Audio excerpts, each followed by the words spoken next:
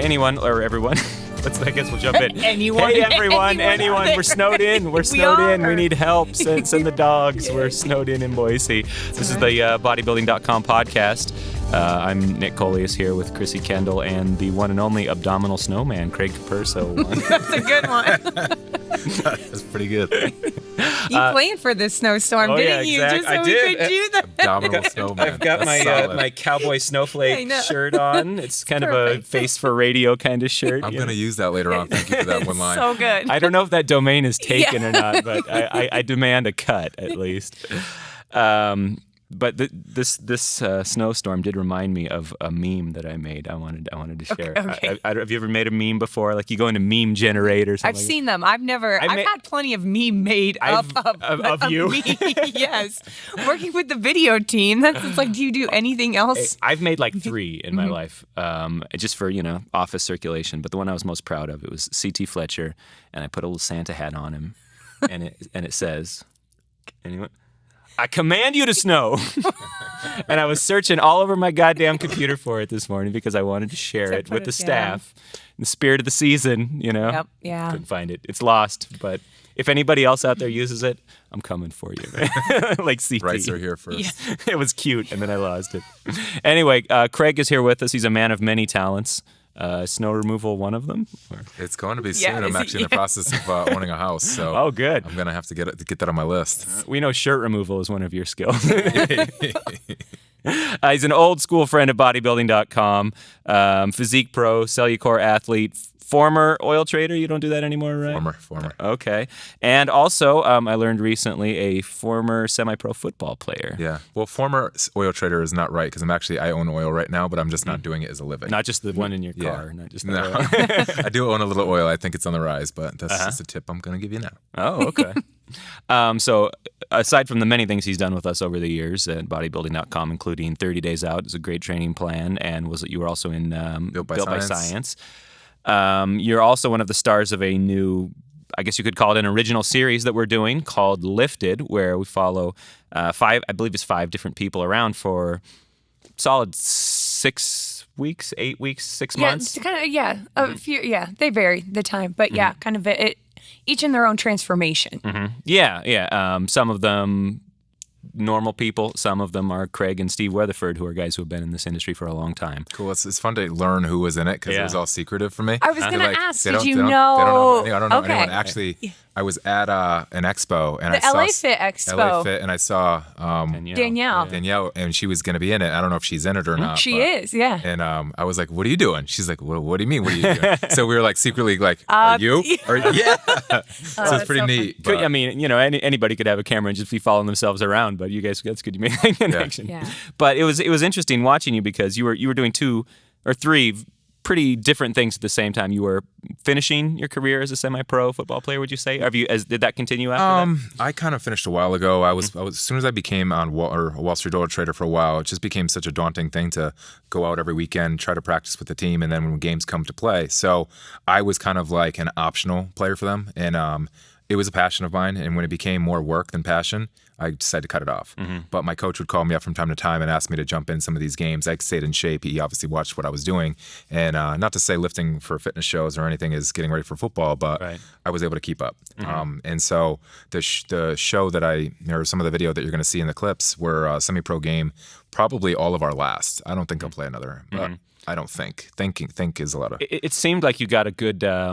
farewell from the game. Your body got It's like you see him in bed the next day, unable to move, bruises all over his fucking face. Oh, yeah, not only your arms, your face. You look horrible. I went out with a bang. How much pain was that exactly compared to lifting pain? Scale 1 to 10 was a 10 for sure. It was sharp 10s. It wasn't lasting. Sharp 10s. But they were sharp 10s, ripping Band-Aids off and different things. And watching you take the long sleeve shirt off, it was like, don't watch, can't stop. Keep I just couldn't turn away from it. To set the scene here, it's like you put a shirt on to cover your open, oozing wounds on your arms, and they heal up through the shirt, basically. It's meshed to it. So in order to take the shirt off, you have to take some scab off with it.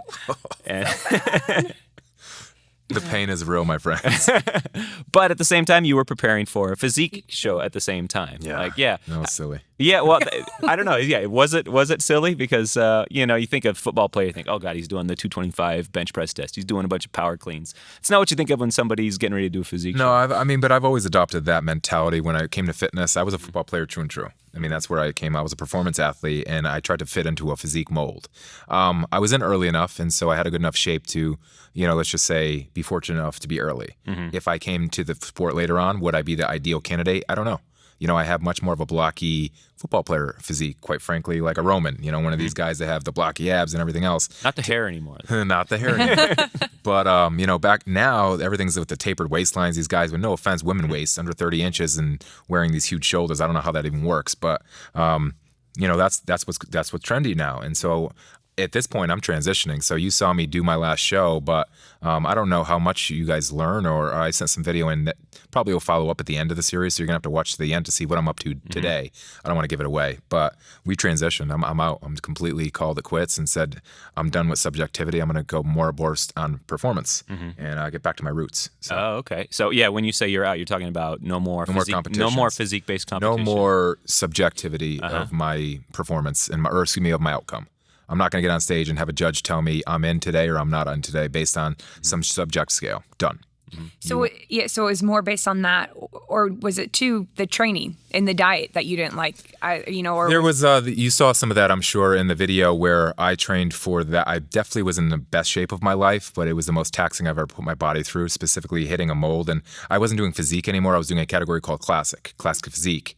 In that classic physique division, it's a pro. I was a pro, so I was able to cross into it. But it has a category height with a weight restriction. So me at 5'10", I had to be at 205. I wasn't 205 since I turned pro, and that was like 4 years ago. I always compete in like the 210 threshold. So just taking off that another 5 pounds, specifically when, you're already at 3-4% body fat, was a nightmare. And so a lot of water manipulation, a lot of days of not eating. I did crazy things just to get the weight off. But in doing so, I sacrificed a lot of my business as well. There was a straight month where I was just a competitor and all business ceased. And I said, this is not where I need to be. There's no payoff at the end of this. There's, no matter what happens, it's not going to be well enough to, I'm a businessman. I mean, that's what I got to do. I have people that, depend on me. I got to deliver for them. So I said, as much as I could commit to a sport, it's very selfish. I got to make sure that I'm doing things that are going to live life. That's my mantra, LIVE, live life full circle. And I'm like, if I'm not owning up to my own brand, how am I going to preach that to others? Right. Well, yeah, and that is an interesting component to physique-based competition. It's like there's no golden standard out there. You're constantly having to fit into kind of an open-ended, as you said, subjective standard. But people torment themselves to meet that standard, even when maybe it's not their preparation that's actually at fault. It's just the shape of their body. It could be that. It could be their looks. It could be their skin tone. It could be a judge. I mean, let's just face it. There's a lot of things. There's politics. There's people that should win, need to win, have to win, could win, shouldn't win, and they win. So let's just face it. All of that goes into that sport. And I mean, anything, it's a pageant, just like anything else. Beauty pageants, same game. So will I be submitting my daughter to this in the future? I don't think so, honey. You're not going to be in those. Yeah, we had a guest on a few weeks ago named Lise De Leon, who is a really well-known fitness model. She has 1 million followers on Instagram and just kind of has the same thought, but just says, you know what? I just don't want to compete. And you can do that now too, but you still seem like you're a competitive guy. You want to compete. I like having something. A goal. You know what I mean? If for me personally, if I don't have a goal, and I say this to a lot of people that follow me, if you don't have a goal, you're kind of just floating, you're swimming, you're just treading water a little bit. And for me, without a goal, I'm pretty average. I'm a pretty average person without a goal. But if I have a goal, it's hard to beat me. You know what I mean? It's hard to, it's me versus me every day because I'm challenging myself to get to that point. So, do I want to be average or do I want to be someone who's aggressively going after something? And that's business, that's life, that's in anything, fitness for sure. And I think it's a breath of fresh air to know that you can have goals that are not to step on stage. And just see more of that, because I think when we see this sort of thing, if you are going to have any sort of transformation, a physical transformation, everyone thinks, oh, that's so that I can step on stage. Right. And I get that question all the time. It's like, I'm like, no, I have no desire to step on stage.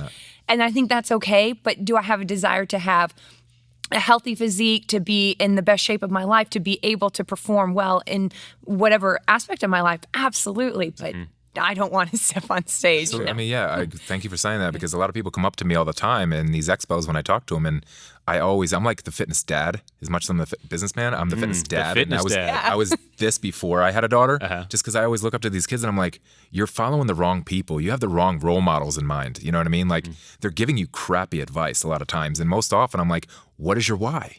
Oh, I want to be like you. What does that even entail? Right. What am I? What have I done? What do you not see behind the scenes that have got me to where I'm at? Were you an oil trader? Did you have this background? Did you have a business? Did you move across country to California? Did you spend all your savings? No, you haven't. What do you want to do? I want to go to be a gym to train people to do this. And I'm not taking that away from anything if that's your passion.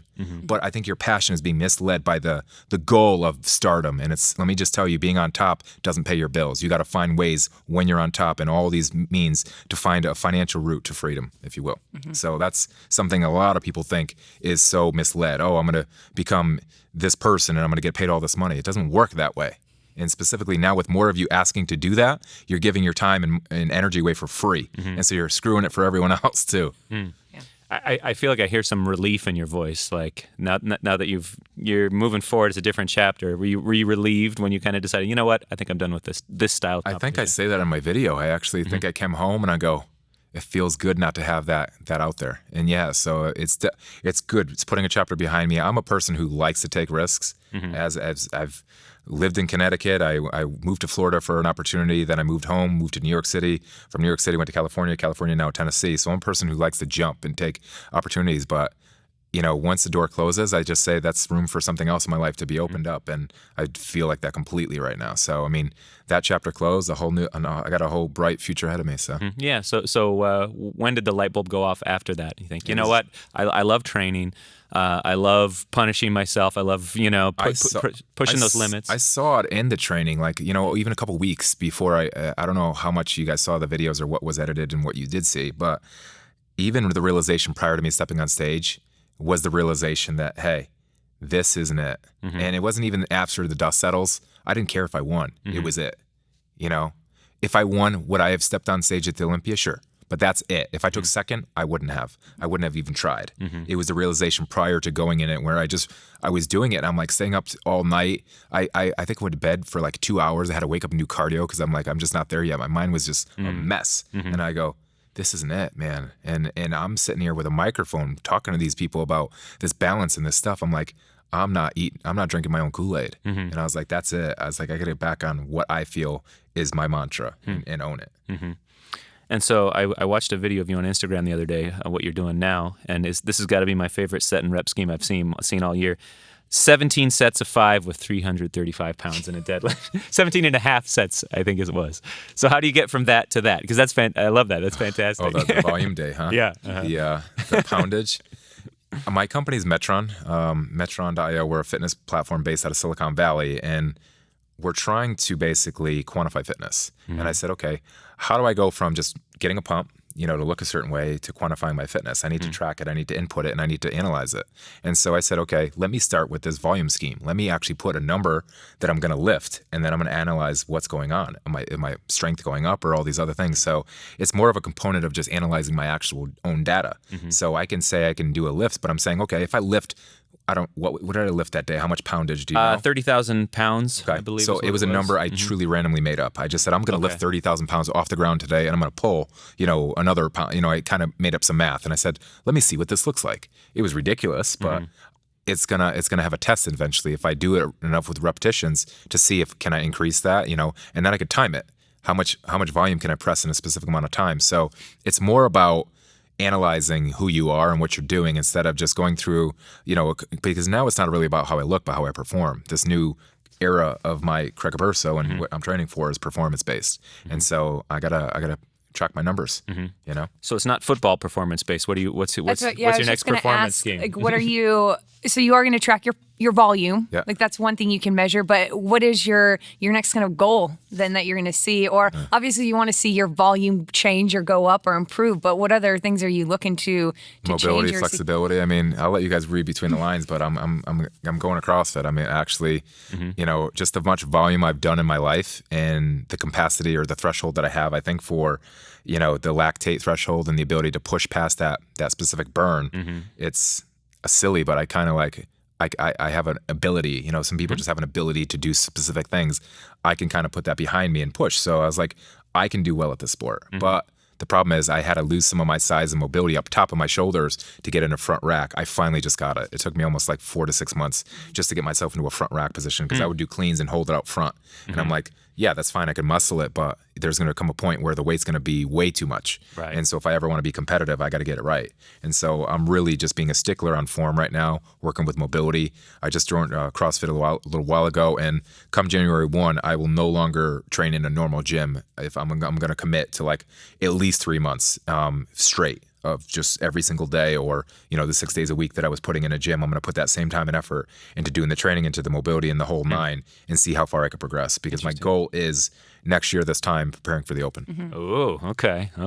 So how did the appeal of CrossFit grow in your mind? Like, I've always respected them. There's people in our industry that it's like, I swear it's like the Jets and the Sharks, right? Like back in the day, it's like they hate each other, and it shouldn't be. I kind of feel like I want to be the bridge. I mean, there's a couple people like me, your own Candace, she's into it, and Cassidy too. And these people are good ambassadors of fitness, I think, in general. And so I don't think they really have any hate for the other side. But when I announced, on my social media channels that I was not going to compete anymore and do CrossFit, I lost like 5 to 10% of my following. It was ridiculous, but it's cool. If you're only going to see something that way, I didn't want you to follow me in the first place. I'll be happy to have a smaller follower of people that are really committed to what I'm doing and passionate about what I've been giving them in the past, but that's where I'm going. I'm not going to not continue to put out programming that's for people of different goals. I do have my programs 30 days out. Right. I just launched a bunch of stuff on Metron, so I'll continue to put out programs because that's what I do well. I'm very good at programming, fitness routines specific to a goal. But for me personally, I'm just going to be training in this other capacity. And I do want to get to a point to actually program CrossFit because I think it does need some science-backed research to it. Sure. My company does that. So, have you at all worked with a coach to get you to transition? Just the normal coaches that are there. I will be hiring specifically a weightlifting coach, just getting me to the points where I need to be, and then a mobility specialist, a movement specialist. So as I transition to each point, I'm going to specialize on what I need and then go from there. I'm definitely going to take the right approach. Yeah. So when people get into CrossFit, but just thinking of mobility in general, people think of their capabilities as somewhat fixed sometimes. You think, I've got a bad hip, I've got a bad shoulder. My non-dominant shoulder is just, it's a waste, Was that hard to wrap your mind around the idea that no, these limits can actually be changed? No. I mean, you're right. People do that. I'm not normal people, so I kind of, before I stepped in, I was just like, I know where I'm not. You know what I mean? Or where I need to be.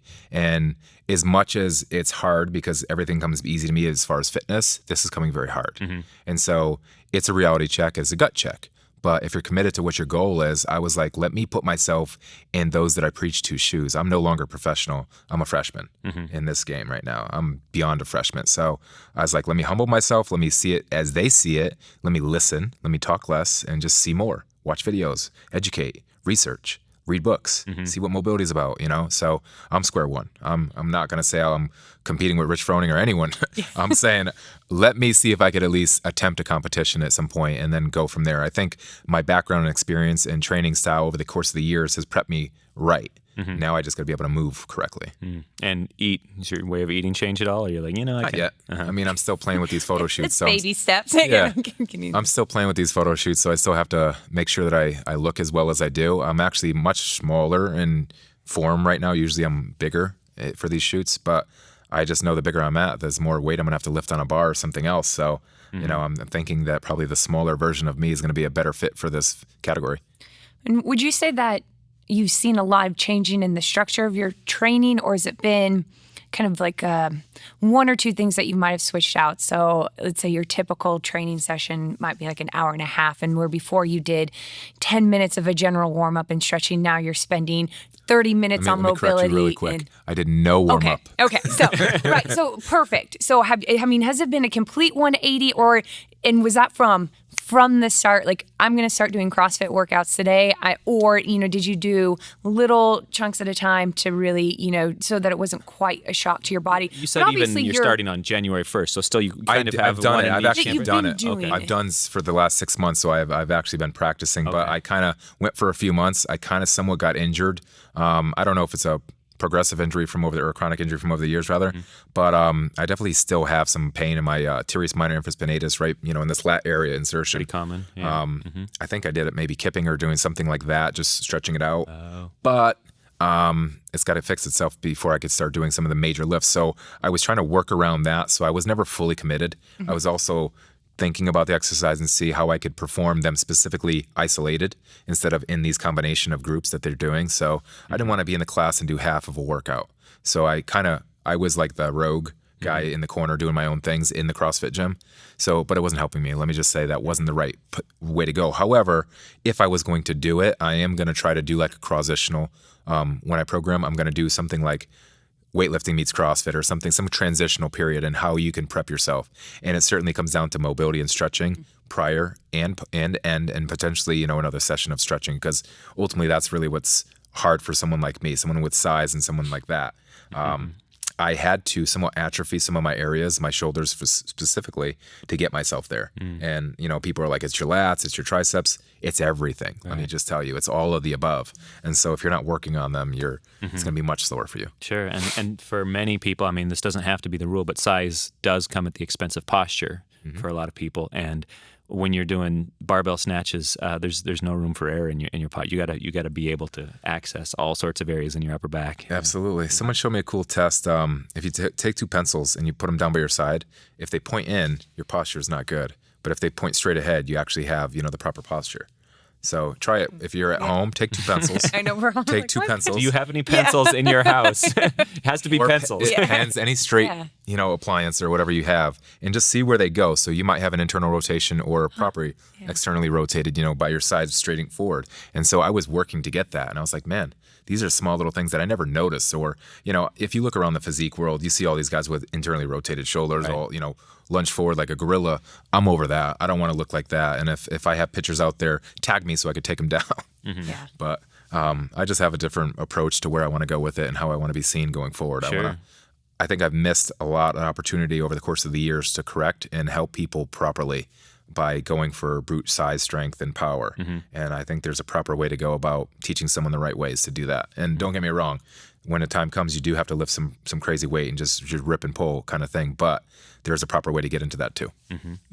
And one other ritual that maybe people are attached to it, they respect the CrossFit approach, but they're attached to their split as well. Their idea of this is the way you build a body is, you break up your body. But a CrossFit approach is much more full body every single day. Is that hard for you to get used to at first? Yeah, well, I'm still challenged with the idea that when the gym I follow, follows one of the main coaches in the industry, and I still don't see the rhyme or reason behind it. And I know from some of the top people, there is no rhyme or reason. It's kind of just almost like a spin wheel, and it's a spin wheel of exercises. And they think over the course of time, the averages will even out, but I'm telling you, it's not. So there should be much more protocol-based science into CrossFit. And I'm working currently with a couple coaches who have this idea.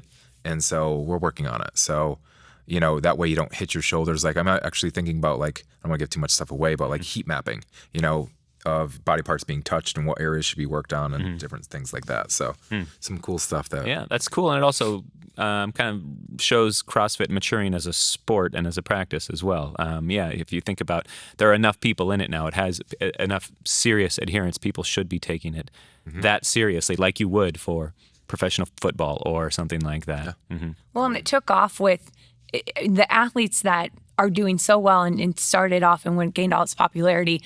They're just phenomenal athletes who were collegiate athletes, semi-professional athletes who are just genetically gifted. So you tell them to do anything and their bodies could handle it. But now we're taking people who are doing it recreationally, which I think is great, or who are doing it as a hobby. And whatever we can do to get people to do fitness and to be active is great. But let's also keep in mind, not everyone is genetically gifted to do that sort of thing every single day.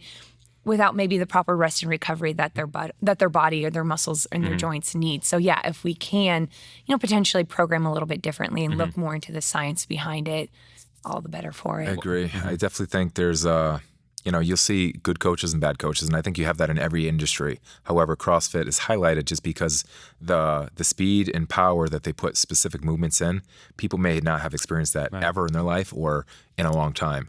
And bodybuilding, for an instance, is you're going through your limitations, and it's very properly, and it's very slow movements. When you're dealing with torque and bar path and things of that nature, it's a lot easier to get hurt. So, I mean, that's why it comes with a bad name. But that's proper coaching. That's someone saying, okay, you have limitations here, go to your limitations. And that's how coaching should be anyway. But it's on both fences. So I don't want to single out CrossFit, but you're absolutely right. I do think it's taking mainstreamers and put them in an athletic background in a competition. And then you turn the team aspect of it. Now you're competing against other people, not just yourself. So you might be pushing past your own limitations, which is a good part of the sport. It's a good part that gets camaraderie, and that's why you have this cult feeling behind it. But it's also a dangerous part too. Right. But I mean, it's like anything. If I did a mud run, right, that could be just as dangerous. But no one ever gets mad at people who put those on, or any other type of event without proper training, without proper coaching or guidance. You get injured doing anything, really. Bodybuilding and CrossFit, though, maybe more than a mud run, have this association of not giving someone enough recovery time. Yeah. Like those can be two difficult modalities to program because they have intensity just as part of the package. You're like, oh, you want to be a bodybuilder? There's a lot of intensity. You want CrossFit? Okay, it's intense. Not only intensity in terms of the amount of weight that you're lifting, but also the more subjective kind of intensity where it's like, you might puke, But so both of those, they can put you at the limits of your recovery. How have you found them to be different in that regard? Well, if you're following a bodybuilding program, and you follow it to the letter, maybe something like a 30 days out where I give you 30 seconds rest and things of that nature. If you follow it like I tell you to, then you're going to be taxed, right? You can find your threshold and you could be completely spent. However, most people don't do that, and most normal people don't do that. Maybe some people go with their pace. They take a 45-second when it should be 30 seconds or 60 seconds, and you're traveling by your own means, meaning you're the one judging your outcome, unless you have a coach yelling it and screaming at you like a Barry's Boot Camp or something like that. Go CrossFit, now you have other people determined to be behind you, or maybe they're waiting on your machine that you're supposed to be working on. So, again, you have the mentality that it's not just about you. So you're pushing, and you want to actually, it's a good effect. It's that, we're all hurting together kind of effect. So I think you give yourself more in that sport. I think you give more of yourself to the energy. Your time efficiency becomes more effective in CrossFit versus bodybuilding. That's, I guess I would give them a one-up in that. But also, you kind of touched on it there. That bodybuilding is kind of a solitary pursuit. Yeah. Even if you have a training partner that you train every damn time with, it's you and the weight and the reps and your food eating. And the food. Yeah. Exactly, professional eater. What are you doing behind closed doors? Yeah. Right. Yeah. One of our guests said, "I'm not really a professional, exerciser. I'm a professional eater, basically." Or dieter. Yeah. Yeah. How well you do that. I think something to be said too, as far as different, putting a difference on the sport, it's who sacrifices more and in what capacity do you sacrifice, right? If you're in bodybuilding, you're sacrificing how much cardio and how much time away and how much specific energy to burn calories specifically, as well as how much food do you sacrifice going in your body for this thing. In CrossFit, it's like, how do you sell out? You know what I mean? It's like, how much can you put on the line?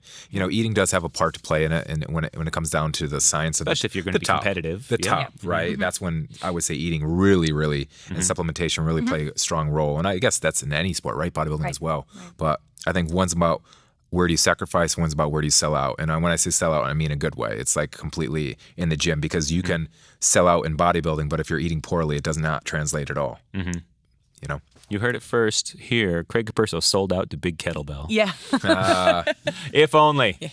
Well, and just kind of going back a little bit on the recovery, I'm interested because watching some of your videos, I know that you were doing cryotherapy. Yeah. Are you still doing it, or have you picked up new recovery modalities with CrossFit? Are you doing anything different to try to recover from that? I mean, because your training's changed. Yeah. So how's your recovery changed? I went back to my roots when, I was in college and playing sports. We went to the EMS, right? Electromagnetic stimulation. So I picked up a power dot unit. So I'm using that as some of my massage. Those, right? I do have one of them. Some of that kind of stimulation to help post-recovery, almost prepping as well. So just putting that more in there, stuff that I can't hit. I need it for this injury. My wife has to do it. And I'm sometimes stuck trying to get these things off where I can't reach half the time. Yeah. But, I haven't done the cryo yet in Tennessee. Probably something I should be looking into. Much more of I don't want to take anything away from it, but it's much more of a rejuvenation tool, I would say, more than an actual rehabilitation tool. In cryo's case, you actually get like an endorphin high. I noticed that. I did it here on our wellness day. They had a trailer out front, and they had a rate, and I think it was $30 for 3 minutes. I would actually do that prior to training than after training. Right. Is like almost like taking the snorts, right? Right. Taking those sniff the powders. It kind of gives you that just you're on. You're like great. Yeah. It's kind of like the drowning, right? What happens when you're drowning? Your body goes and releases all these endorphins because it's like fight or flight, right? And so that's the same kind of thing that happens. Your body just dipped into this cold air and you're just like, whoa. Yeah. But you come out of there and you feel great. Yeah, it was interesting. I at first I just felt cold. It reminded, sometimes I like to go when it's shitty outside like this, I'll go for a run in the snow. I just like that. And it's that hot on the inside, cold on the outside. I don't know why. It's a cool feeling. And that's all I felt. And then about 20 minutes later, I was standing by my desk and I just kind of went like, all right, I'm out there. It reminded me of coming in like a really deep meditation or something like that. Like, okay, something just got reset in my brain a little bit. I like it thinking like it's a good way to, I think I could put it, rejuvenation more than rehabilitation. Because it doesn't get too deep, it's surface. Yeah, and I didn't feel like it really, I was kind of sore from a workout at that point. I didn't feel like it did a whole lot for that. Like the guy was saying, it does wonders for muscle soreness. I didn't find it did anything, but I think an ice bath would be better off. I was going to say most of I like the research contrast showers for that too. Ice baths that are still painful, but better for you or for soreness. Oh, those are not fun. I hated those. Well, cool. It's interesting hearing your change of course here. You sound like you're really diving into it. Yeah. And taking it every bit as seriously as you were taking the other one. That's awesome. I got to. I mean, if you're going to commit yourself to something that's going to take so much time away from family, business, and friends, it's commitment.